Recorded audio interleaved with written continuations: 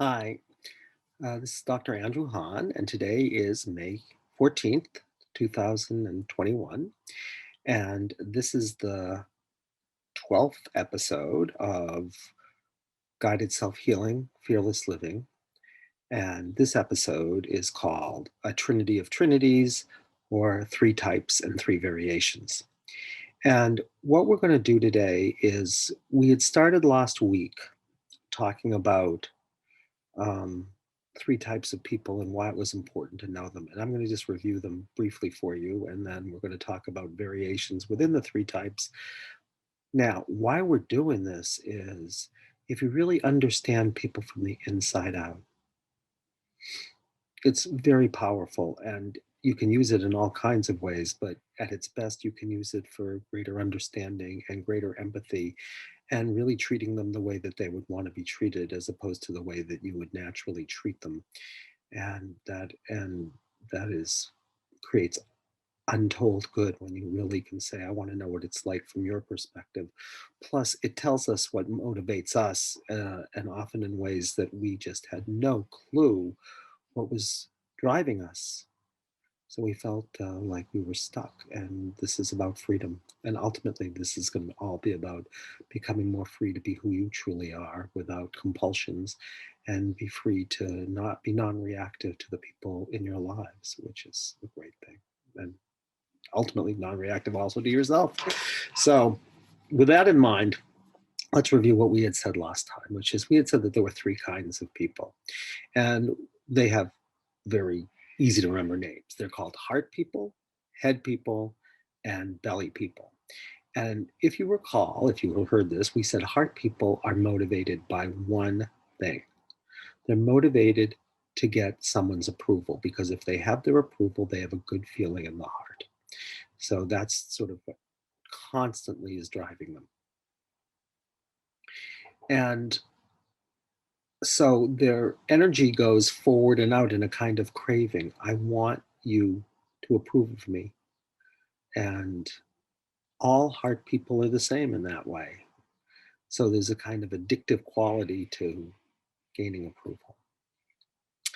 And that can have its cost, but it can also have its gifts. So, like everything has challenges and gifts, it does too. Then we go across a great divide to head people. And head people sort of have the exact opposite experience, which is they're saying the world is in some way dangerous and that it's going to be painful. And so I have to pull away from something. My energy goes back and in, or the word in spiritual practices is called aversion. Like, I'm averse to something and I want to get away from it. Why are we called head people if we're a head person? Because if you could see me, you'll see that I'm scanning. Because if you're a head person, you're going to have to be discerning about things like, where's this danger going to come from? So I'm going to be processing through my head, and we're going to say, I think, therefore I am, like Descartes did, as opposed to any heart person who would say, I feel, therefore I am.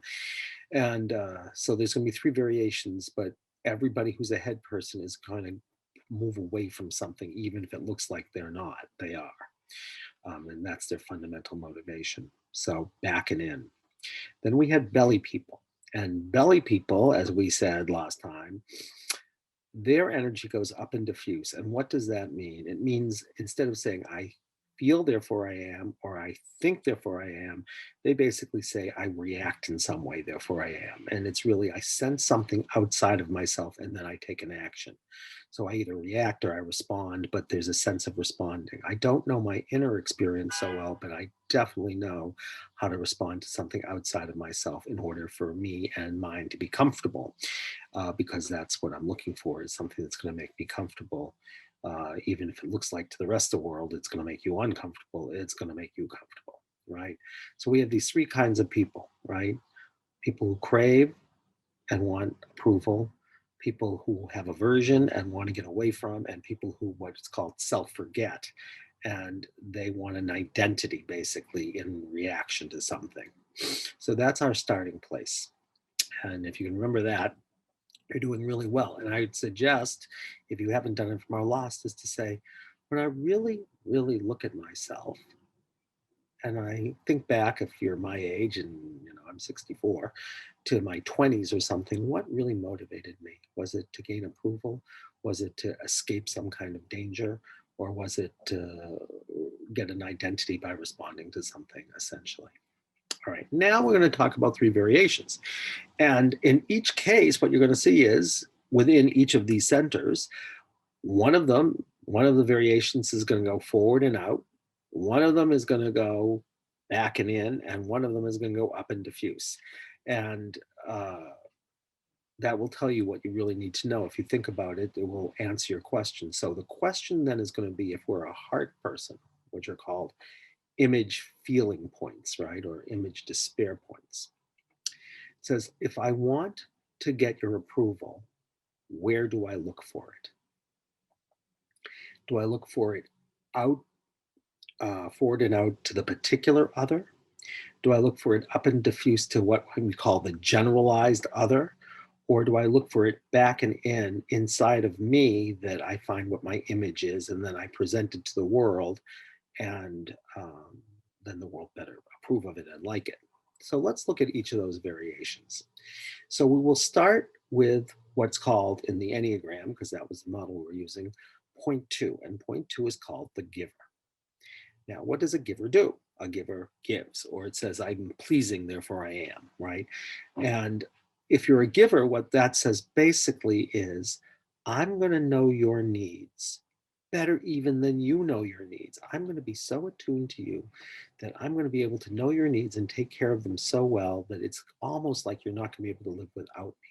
And my sense of worthiness comes from my being able to be indispensable in some way, shape, or form to you. I'm like the person behind the throne, so to speak, that you can't live without. And so that's what, if I'm a giver, that's what I do. Now, clearly, that has a lot of gifts, right? Any giver will really know how to take care of people's needs, and they do it exquisitely well. But the very gift is also the challenge, which means that I compulsively have to take care of their needs. Why? Because I have a little secret, which is I need them to need me. That's called the prideful stance. So the seven deadly sins and the two what are called shock points, which are the 9 stories. The sin is called pride, and pride here means that you can't live without me, right? And but there's a loss in that, obviously, because you may get approval, but you do it at a stake of your freedom.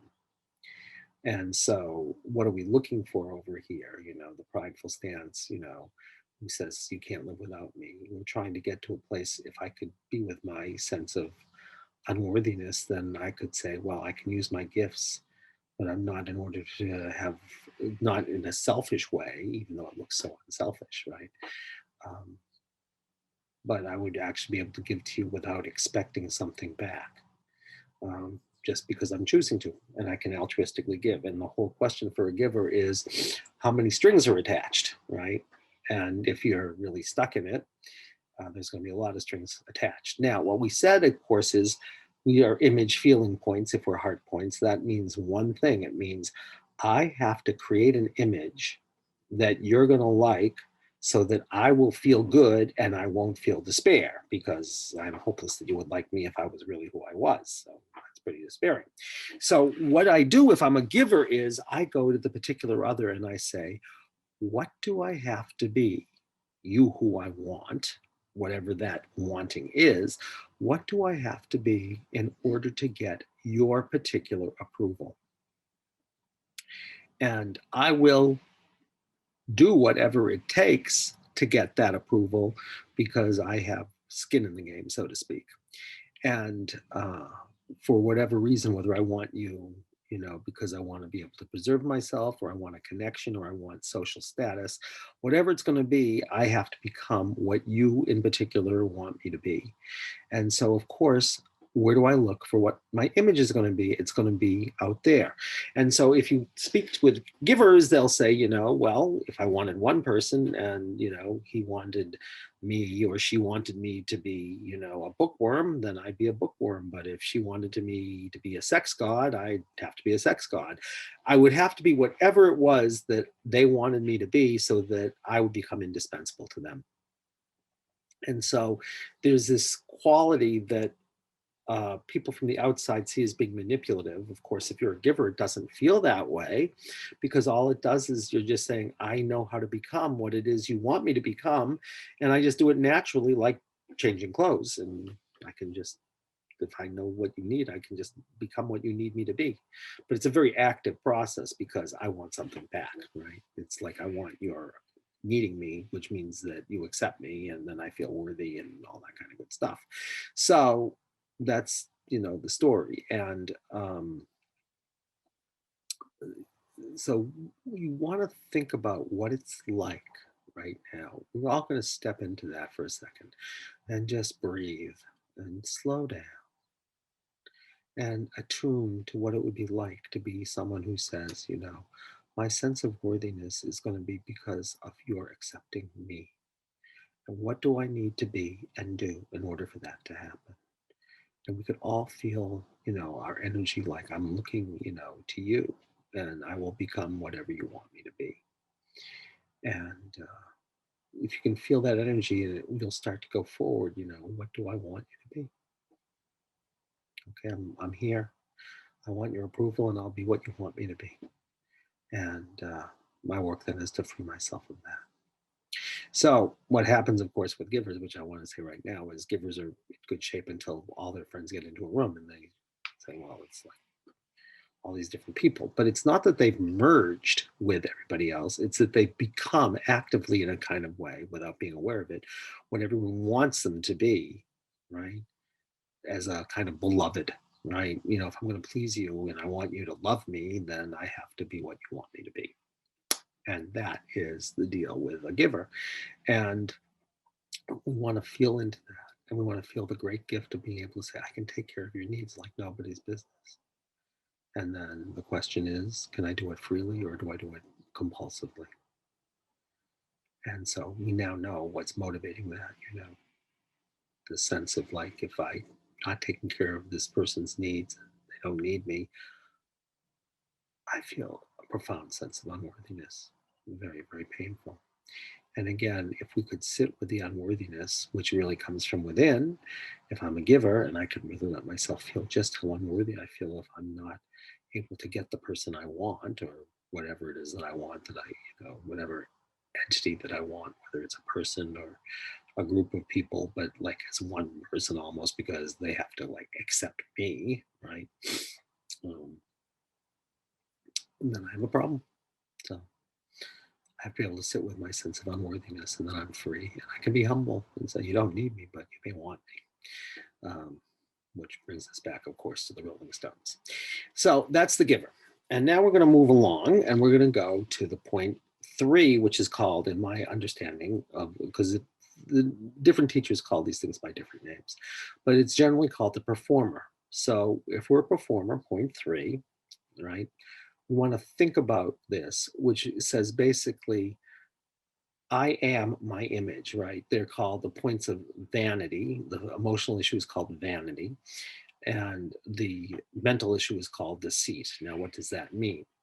It means that I am my image, and I have to create an image that will be the image that you want me to be so that you will give me applause. But generally, I want your applause as a general.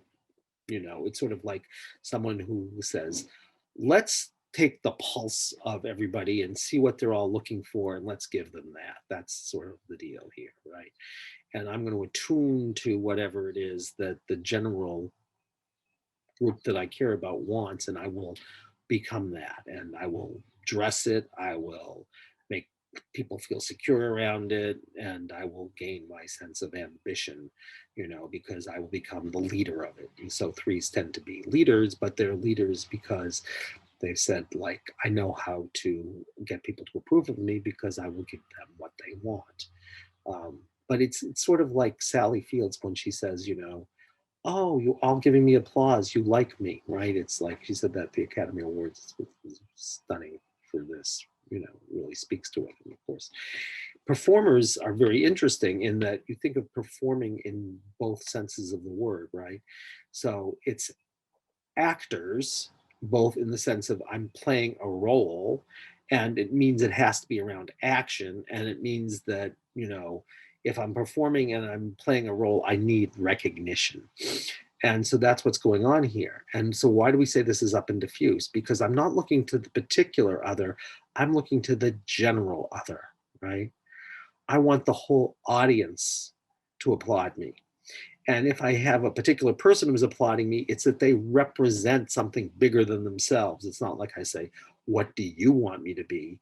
It's what do you represent that I want to be liked by? And I will, um, or you're, if I have power, it's what you represent to me. It's not you in particular, it's what you represent to me as a reward for whatever it is that I've done that has got me powerful.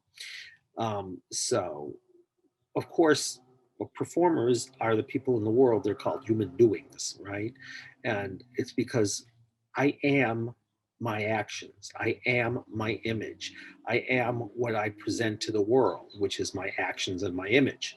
So, if this is, you, then you'd say, well, what's going on? Why is there this compulsion? I mean, it serves me in some way. I do a lot, I get a lot of rewards, but like I need more and more and more of it. It's never quite enough, right? If I get some recognition, I need more recognition. And it never ends, if you're fixated in it till it does, because at some point or other, it just has to run its course. But you can chase after success forever and ever and ever. So really it's someone who says, I succeed, therefore I am, right? Or I do, therefore I am. And, if you're a certain kind of performer, you literally be performing all the time. And it's like, if you want to talk about dress for success, if I'm a performer and like I have a lot of different varied interests, you look at my closet, it'd be really quite something because of course I'll have my suits when I'm going to do my business stuff, and then I will have, my leather jacket if I'm going to hang out with my, biker buddies, and then I'm going to have my casual stuff if I want to look a certain way. But it's not that I'm necessarily being that way. It's really what the world will respond to favorably, right? So, um, and the problem, of course, here is that you know, in the service of your vanity and in the service of success, you have to deceive. Basically, what you have to do is you have to deceive yourself that you're deceiving yourself. And, so you put out this image to the world, but you don't want to think of yourself as being a phony. So you have to deceive yourself and begin to believe that you are the projected image that you put out into the world. So it sort of is like the successful child, the one who says, I succeed, therefore I am. I do, therefore I am. I create something, therefore I am. So, of course, what we'd have to look at is what would happen if I could notice the compulsion, this craving that's based on I need to succeed. Well, why would I need to succeed? Because I'm afraid that who I am is a failure. I'm afraid I do nothing. I'm afraid I create nothing. This is my fear, that who I really am, right? That's who I really am now. Of course, then the question is the person who's a failure, can you just say yes to them? Because, of course, success and failure in a reciprocal relationship is are all of these things, right? Um, uh, so, in order to truly be successful, you have to be non attached to the result. Otherwise, you'll get into a rut and eventually life will bring you there. So it's just a question of whether you're going to go smiling or kicking and screaming, because if you have to take a chance and you have to do something that you're not as good at, and you may fail. And if failure is a word that doesn't exist in your vocabulary, then of course life will still give it to you anyway. So, performers. And the last point here of the hard points, which is where I think we'll end today, and we'll spend one podcast on each of these, but the last point are called romantics. And romantics are hard points also, so they also want people's approval. They crave it, um, but they go back and in. Now, what does that mean? It means that I go inside of myself if I'm a romantic, and I find who I believe I authentically am, and then I present it to the world, and the world better like it. Which, of course, says it's not really authentically who I am, but if I am,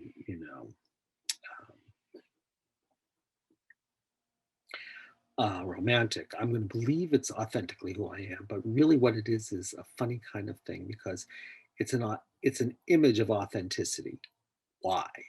Because you don't want the world to know something that you really believe will not get you attention. Because what you want, if you're a romantic, is you want attention. Of course, you're ambivalent about attention, but you basically want it. But then when you get it, you want to move away from it, but you still want someone to approve of you nonetheless, and they're going to approve of you for your authentic image. So what does that mean? It means romantics are the people who say, I have to know who I am, right? I have to know, and then I have to present it to the world. It sort of is the archetypal, not beloved, but the archetypal lover who says, like, this is who I am, and like, I'm going to present myself to you, and then of course you better respond to it. So if I'm like that, what happens? I live in a world of intensity. I live in a world of creativity. I do all of these things, right? Now, that of course is a wonderful thing if it's done from a place of freedom. But if it's not done from a place of freedom, what you'll find out is that there is kind of a dissatisfaction all the time. And, you know, always a dissatisfaction, always a craving for something that you don't have. It's called envy. The passion for the romantic is called envy. And envy means anything I have looks ordinary, which is fine, but it's ordinary, which, isn't special. And of course, if I'm a romantic, I have to be special. I have to be different. So if I'm ordinary, that's like death. And, the fears of romantics are either that they're ordinary or they're defective. And either one of them ultimately becomes the same thing because, you uh, if you're ordinary, then almost by definition, if you're a romantic, you are defective. So, it's sort of like I'd rather be dead than be ordinary because I have to be unique. So it's someone who says, I have to be different, I have to be unique. Um, um, but then, of course, it's a very self absorbed place, right? And the interesting thing, of course, about romantics is because they have this intensity, what they do is they align with other people's feelings, but really they're aligning with other people's feelings. So if you're with a romantic, you'll say, oh my goodness, this person is very intense and very deep and sort of like can like be with me in whatever I'm feeling. But what you need to know is when a romantic is starting out by doing that, they're really doing it in order to be special. And it sort of is like automatic breathing for them because they know if I can align with what you're feeling, then I will get what I'm craving, which is that you will think that I'm special. So we have to work if we're romantics. We have to work basically on our sense of there's something wrong with me, and we have to come to a place of accepting that, and that it's okay to be ordinary. And if we could sit with our ordinariness and our defectiveness, and there's something wrong with me, then we wouldn't have to present this image of authenticity to the world while hiding the things that we were ashamed of if we're a romantic. So again, if you want to be able to say, what's it like to be a romantic? It's like, you know, I want to be different. And to be different means to be deep, right? I don't want anything superficial because that's ordinary and ordinary is death. So, it's like I want to go into the depths of the world. I want to, I like, painful things because anyone can be happy, but not anybody can just let themselves feel all the pain that they feel. And the question then, of course, is are you doing that in order to have an identity? Or are you doing it because sometimes the world is painful, but sometimes it's happy? And really, if you're a romantic, the question is can you just accept everything, including just the simple, ordinary things of life, and just say, great? So we've gone through our little journey now of the heart points. So, again, to review, all heart points are going forward and out. I want something, right? I'm craving something, which is your applause and your approval. If I'm a giver, I go to the particular you and say, what do I have to be your fantasy, to be indispensable to you? And depending on who I am, I'll do some things better than others, but for a short period of time, I can do anything in order to take care of your needs. Because if I take care of your needs, then you need me, then I feel good about myself, and I'm not the needy one, you are. Right? And my little secret, of course, being that I need you to need me. So my energy is entirely going out, and I will do anything to get that, even things that are kind of looking not very intelligent. And then we have the performer, and we again want applause, but we want it from the generalized other. So we go up in diffuse, and we believe that we are our image. So we don't look for the image outside. It's like we look for it from this general, like, what would a successful politician look like? What would a successful leader of a football team look like? What would a successful leader of a motorcycle group, what would they look like? How would they act? And then you act. And so there's this quality again of performing, both in terms of being an actor on a stage and an actor in life, because it's not okay to stop and smell the roses, because then you're not doing anything that's going to get you any kind of applause. Unless, of course, the world wants you to stop and smell the roses, because that would create a certain kind of image, at which point, of course, you would stop and smell the roses, but not in order to stop and smell the roses. You would do it because people would be watching you stopping and smelling the roses, and they would say, oh my God, look at him. He has the time to stop and smell, or she has the time to stop and smell the roses, right? He wouldn't be doing it to smell the roses. And then the romantic. And again, we're looking for, applause, and we're looking for somebody to approve of us. But we go inside to create, to find out who we authentically are. But we only want to present the sides of authentically who we are that we're not ashamed of. Because if, of course, we presented truly who we authentically were, um, and we really revealed all of who we were, then people may not like us. I mean, may still be unusual and different and unique, but in a way that wouldn't get us applause. And, all things being equal, I just want that applause still. So I have to create an idealized image of who I am as a way to try to counteract this denigrated image of who I am, right? So you have to sort of focus, if that's who you are, you have to say, well, what would it be like if I was someone who always felt like I was either better than or worse than, but just never am? And having said that, my invitation is, if you're one of the heart points, become aware of it, because then you'll have some chance to be free of it, because it's sort of like we all are living life like fish in water. We're not aware of, like, we're all looking through a lens, and we never look at the lens. We just look through the lens. So, and of course, if you're in relationships with people who are heart points, then my only suggestion to you is, like, be compassionate, be understanding, and say, oh, I understand where you're coming from, as opposed to reacting to it, because we all have all in us. And having said that, until we meet again, if you want to reach me, our website, lifecenteredtherapy.com. And if you want to reach me in particular, and any reflections and comments on it, always welcome. A Han, Andy Han, Hahn, Ahahn, at lifecenteredtherapy.com. So until next week, or whenever you're listening, be well.